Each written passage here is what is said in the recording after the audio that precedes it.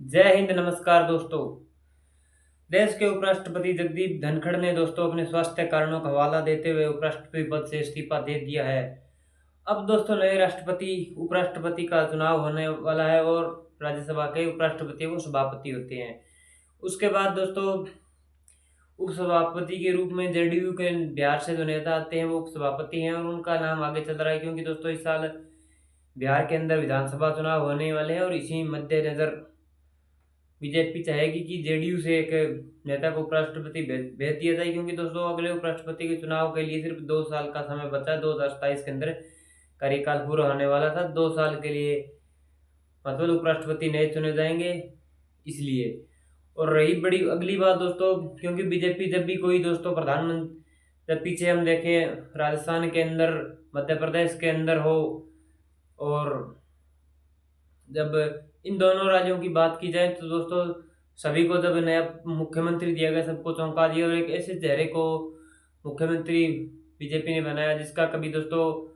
नाम चर्चा में ही नहीं था, और पहली बार विधायक बने को मुख्यमंत्री बीजेपी बना देती है, क्योंकि वो दोस्तों संघ से और कैडर से जुड़े नेता को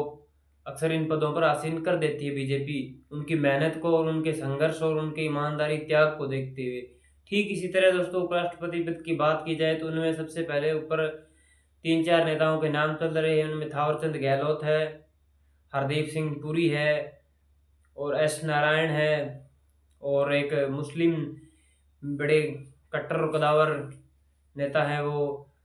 आरिफ मोहम्मद खान, उनका भी नाम चल रहा है। और दोस्तों एक बात मैं बताऊं, जिस तरह दोस्तों बीजेपी ने राष्ट्रपति पद के लिए दक्षिण भारत से द्रौपदी मुर्मू को दलित चेहरा को राष्ट्रपति बनाया, ठीक दोस्तों मुझे लगता है कि बीजेपी भी इस बार दक्षिण भारत के ऊपर, दक्षिण भारत के किसी दलित चेहरे पर दाव खेलेगी, क्योंकि दोस्तों कर्नाटक के अलावा वहाँ गोवा, तमिलनाडु, केरल, वहाँ भी बीजेपी के दोस्तों अपना वोट बैंक तो बढ़ गए, परंतु दोस्तों लोकसभा और विधानसभा के अंदर इतनी सीटें नहीं बढ़ पाई, और अपनी पेंट और पकड़ दोनों मजबूत करने के लिए बीजेपी दोस्तों वहाँ एक दक्षिण भारत से भी किसी भी एक नेता को दोस्तों उपराष्ट्रपति पद के लिए चुन सकती है। और दोस्तों हो सकता है कोई बड़ी बात और आश्चर्यचकित ना हो कि बंगाल से कोई आदिवासी समाज की महिला को भी बीजेपी दोस्तों उपराष्ट्रपति बना सकती है, क्योंकि दोस्तों बीजेपी ने हर राज्य के अंदर अपना जनाधार कायम कर लिया है। और दोस्तों एक बंगाल ही एक ऐसा राज्य है जहाँ बीजेपी 2027 के अंदर विधानसभा चुनाव 26 के अंदर विधानसभा चुनाव होने वाले हैं। इस बार ममता बनर्जी के साथ बीजेपी बिल्कुल दो दो हाथ होना चाहती है और पूरा एडी चोटी का जोर लगा रही है कि, और अमित शाह ने तो दोस्तों ये संसद के अंदर भी घोषणा कर दी है कि 2026 के अंदर दोस्तों बंगाल के अंदर कमल खिलेगा, और इतने कॉन्फिडेंस से अगर ये अमित शाह ने बात कही है दोस्तों इसमें कुछ ना कुछ तो सच्चाई जरूर है। अमित शाह की कई बातें कभी भी झूठी नहीं जाती। इससे पहले उन्होंने कॉन्फिडेंस से कहा था कि हरियाणा के अंदर तीसरी बार बीजेपी पूर्ण बहुमत की सरकार बनाएगी, और ठीक वैसे हुआ दोस्तों। एक पूरे देश के अंदर पश्चिम बंगाल ही ऐसा बचा है जहाँ बीजेपी सत्ता में आ नहीं पाई है, वरना जम्मू कश्मीर भी देखिए वहाँ 370 धारा थी उनको हटा दिया और बीजेपी लगभग मुख्य विपक्षी पार्टी बनकर उभरी है, और लगभग 25-26 उनके वहाँ भी विधायक जीते हुए हैं बीजेपी के। और दोस्तों बात करें उपराष्ट्रपति जगदीप धनखड़ को बीजेपी ने दोस्तों हटाया है, वो अपनी मर्जी से खुद नहीं हटे, क्योंकि वो दोस्तों कांग्रेस के नेताओं के साथ उनका